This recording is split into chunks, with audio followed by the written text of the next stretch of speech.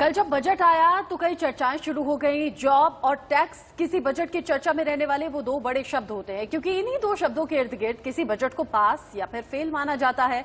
Budget 2021 को लेकर लोगों का यही नजरिया था।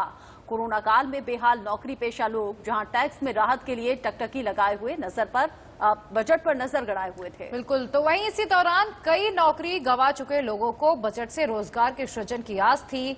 इस बजट में रोजगार और टैक्स छूट को लेकर क्या कुछ था, ये रिपोर्ट देखिए। जवान देशों में शुमार है, क्योंकि भारत में करीब 50% आबादी की उम्र 25 साल से कम है। यानी देश में एक बड़ा वर्क फोर्स है और निरंतर एक बड़ी आबादी रोजगार पाने के लिए तैयार हो रही है। और किसी देश के लिए समय समय पर युवाओं के लिए रोजगार सृजित करना एक बड़ी चुनौती होती है।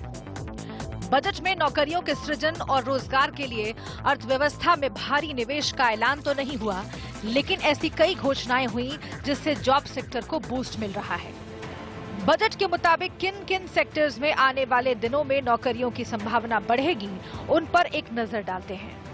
बजट के ऐलान के मुताबिक देश के विभिन्न राज्यों में चल रहे सार्वजनिक परियोजनाओं में युवाओं को नौकरी दी जाएगी। इसमें पश्चिम बंगाल में चल रहे NH प्रोजेक्ट में बड़े पैमाने पर भर्तियां होंगी। शिपगार्ड में युवाओं को ट्रेंड करके वर्कफोर्स को जॉब की गारंटी मिलेगी।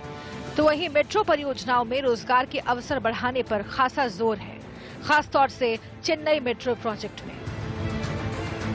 Led by the Prime Minister, stretched its resources to deliver for most vulnerable sections of our society, the poorest of the poor, the Dalits, the tribals, the elderly, the migrant workers and our children. The Pradhan Mantri Garib Kalyan Yojana, the 3 Atmanirbhar packages and announcements made later were like 5 mini budgets in themselves. कपड़ा उद्योग देश में रोजगार के लिए रीढ़ की हड्डी माना जाता है। गुजरात, पंजाब, महाराष्ट्र जैसे राज्यों में एक बड़ी आबादी इसी क्षेत्र से जुड़ी हुई है। इसीलिए सरकार ने टेक्सटाइल क्षेत्र में निवेश के लिए रोडमैप तैयार किया है। और इसी के साथ वक्त एक छोटे से ब्रेक का, फौरन हाजिर होंगे, बने रहिए।